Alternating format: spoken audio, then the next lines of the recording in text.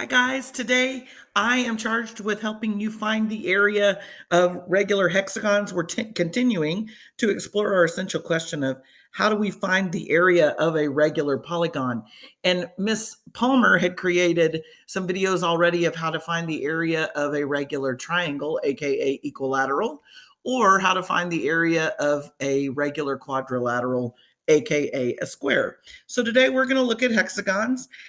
First, before we do that, we're going to talk about some fun facts about hexagons and some vocabulary to help you out. What is a hexagon? A hexagon is a six-sided figure, and you'll see the numbers pop up here to prove that this is a hexagon. The next important vocabulary word is regular here. What does that word mean? Regular means that all the sides are congruent. So we've got a hexagon with six congruent sides. And some fun facts about hexagons. Hexagons are made up of, a regular hexagon anyway, is made up of six congruent regular triangles. And if a triangle is regular, that would mean all of its sides are congruent. So going back to Miss Palmer, you did a video already of finding the area of a regular triangle, which would be an equilateral triangle. And this hexagon is actually made up of six of those. So you could conceivably find the area of that one smaller triangle and multiply by six. But that's not how we're going to do it today. Just something to keep in the back of your mind. So what was the formula for finding the area of the other regular polygons? 1/2 the perimeter times the apothem, remembering that the perimeter is a distance around a figure and that you find it by adding up the sides, which in this case, since there are six of them, would be 6 times the side. The apothem is the distance from the center to the midpoint of the side. So this little piece right here is the apothem. Some other vocabulary you're going to need to know. Oh, I'm sorry. I got ahead of myself. So when we write this formula, we write it as 1/2 big P times little a. Big P standing for perimeter, little a standing for apothem. Another vocabulary word you're going to need is the center. This is the center of the hexagon. This is a side of the hexagon. And over here, because you can circumscribe a circle around this hexagon, we call this distance from the center to the vertex of the hexagon, or the center to the circle that it's circumscribed by, we call this the radius, which makes sense because it's the radius of the circle. And another interesting fun fact is that because we have regular triangles making up this regular hexagon, then the side of the hexagon and the radius would be congruent, and therefore their measures would be equal. So a couple of fun facts to take forward. This one's going to be probably the most important for today's lesson. So let's look at an example of how we would find the area of a regular hexagon. Drawing on our prior knowledge of what you see here, a right triangle, we're going to talk about that. If this is an equilateral triangle that I've completed here, we've dropped the altitude in it and we've created these two triangles. Let's think about what would be possible about those two triangles. Well, if this is equilateral, then it's also equiangular, meaning all of these angles are 60 degrees. When I drop that altitude in, that would effectively bisect this central angle, which is 60 degrees. So if I bisect it, that means these smaller angles created on either side are 30. So you guessed it, we've got a 30, 60, 90 right triangle here. And here is a reminder of the patterns that exist in 30, 60, 90s. Short leg is x, long leg is x square roots of 3, and the hypotenuse of that triangle opposite the 90 degree would be 2 times the short leg. So let's think about that in terms of our hexagon. In terms of our hexagon, the long leg is the apothem, and the hypotenuse is the radius. And so now we just have to figure out what this would be. Well, this whole thing is a side of the hexagon. And so this piece, because this is a bisector in altitude, is s divided by 2. So how does that match up in our 30, 60, 90? Our radius would be equal to 2x. Our short leg would be equal to side divided by 2. And our apothem would be equal to side divided by 2 times the square root of 3, or x times the square root of 3. So we're going to use this as our guide as we go forward into our problems today. So we're going to let that populate here so we can continue to look at it. Now, this problem says find the area of the regular polygon. And I look at this and I say, okay, regular means all the sides are congruent. This is a hexagon. So if I want to find the area, I need to figure out what am I given? I'm given a side. So I'm given the fact that side equals 12. And I know my formula for area is area equals 1/2 the perimeter times the apothem. So what can I do with this given? I can easily find the perimeter. So I come down here and do that. Perimeter is going to be equal to 6 times the side, which in this case would be 6 times 12, which would be 72. And so now I can go ahead and substitute that into my formula. Area equals 1/2 of 72 times the apothem. So now I just need to set about finding the apothem. And how would I do that? I would come over here to my triangle and I would say, okay, I've got to use what I'm given to be successful at finding the apothem. So what is the apothem? The apothem is equal to x square roots of 3. And so I got to set about finding x. Well, x is equal to side divided by 2. And I know that side is 12. So 12 divided by 2 would be 6. So x is equal to 6. And if that's the case, then the apothem would have to be 6 root 3 because I would just substitute that x in here. And that's what the apothem would become. So now I can take that apothem and I can plug it into my formula over here. And I effectively have everything I need to find the area of this hexagon now. So I just do the math. I simplify this. I'm either going to take half of 72 or half of 6. You don't do both, just one. And then you would multiply and you would get 216 root 3, never forgetting our units. And areas measured in square units, so centimeters squared.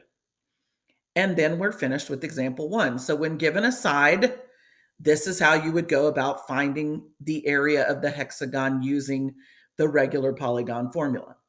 So now let's look at another example with a different given. We're still going to use our guide of our 30, 60, 90 triangle. This time it asks us to find the area of this regular polygon, which we can clearly see as a hexagon.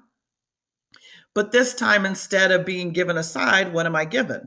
I'm given the apothem, which is great because that's part of our formula.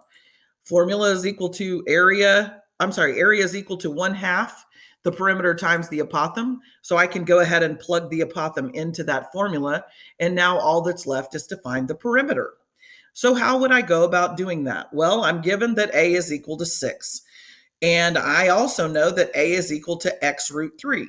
So I could effectively set those two equal and solve to find out what x is. How does that help me find the perimeter? Well, I note here that x is equal to side divided by 2. And if I can find side, then I can easily find the perimeter. So that's what we need to do here.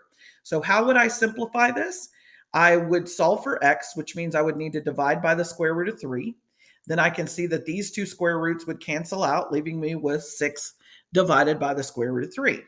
Can't have that because we can't have a radical in the denominator, so I would need to rationalize multiplying by the square root of 3 over the square root of 3. And when I do that straight across, I get 6 square roots of 3 over 3, which then further simplifies to 2 square roots of 3. So x is 2 square roots of 3. That means that's half the side because x is equal to side divided by 2. So I need to take side divided by 2, plug in x, and now if I multiply that by 2, that would give me the side. So the side in this case is 4 root 3. All that work. And what was it for? So we could find perimeter. So now I come over here. Perimeter of this hexagon is equal to 6 times the side. 6 times 4 square root 3 would give us 24 square root 3. And now I'm ready to substitute that into my area formula over here. So there goes the perimeter into the area formula. And now I just do this math. Again, taking half of either 24 or 6, not both, I would get 72 square roots of 3 inches squared, making sure to include my units. All right, so we've looked at an example given a side. No, I'm sorry. We looked at an example given, yes, a side and given an apothem. Now we're going to look at an example where we're given, you guessed it, the radius. We're still going to use our 30, 60, 90 triangle guide over here. and we're still going to use that formula we've all known and come to love by now. Area equals 1/2 perimeter times the apothem. And I got a little ahead of myself here, so I want to make sure we note, if I'm given the radius, we think back to that equilateral triangle thing. I have to remember that's also the side of the hexagon, because if this is an equilateral triangle, then the radius and the side of the hexagon are always equal. So when I'm given the radius, I'm also given S, which means I can easily find which part of the formula. That's right, perimeter. So that's where I start. Perimeter is equal to 6 times S. So we're going to substitute that side into that formula. And we find out that when we multiply here, the perimeter would be 60 square root 3. So now I can plug that into my area formula here, and all I have to find is the apothem. So I know that side is 10 square root 2. And in order to find apothem, I need x square root 3. Well, if I know the side, then I can find x. So that's where I'm going to start. So side is equal to 10 square root 2. If I divide that by 2, I would find x. So x is equal to 5 square root 2. That's great, because now I know apothem is equal to x square root 3. So if I know x, I can just plug it into that. So 5 square root 2 times the square root of 3 gives me an apothem of 5 square root 6. And now I have everything I need in order to find the area of this hexagon. So I get my formula, I plug in my apothem, and now I'm back to a simplification situation. All I need to do is multiply, taking half of one of these two numbers. And when I do that, I end up with 150 times the square root of 12. Now, this is a scenario we haven't encountered yet, but when I multiply and get the square root of 12, I think to myself, hey, wait a minute, that can simplify too. So I have to come over here off to the side and do some fancy footwork to break this down using a factor tree. So I'm going to split 12 into 2 and 6. You could do 3 and 4. You could do it several different ways, but I'm going to do 2 and 6. Then I'm going to break 6 down into 2 and 3. And then I notice that I have a pair of 2s. Anytime I have a pair of something under the radical, that number comes out of the radical. So this square root of 12 is going to simplify to 2 square roots of 3. And then I would continue my multiplication and get 300 square roots of 3. I wasn't given any units in this problem, so I call it units squared, and I'm done. So ladies and gentlemen, we have done an example where we were given a side. We've done an example where we were given an apothem, and then we did an example where we were given a radius. A couple of things to take away from this lesson that I don't want you to ever forget. A hexagon is actually made up of 6 regular triangles, and that's how we use that information to help us find the missing pieces. I want you to remember the formula. Area is equal to 1/2 perimeter times the apothem. And I want you to remember that the way we find the perimeter and or the apothem is to use our given and our knowledge of 30, 60, 90 triangles. And the last and one of the most important things to remember, so that gives us, this is, I believe, our fourth thing, is that side and radius in a regular hexagon are equal. That concludes this lesson for today. Thanks so much. Have a great rest of your day.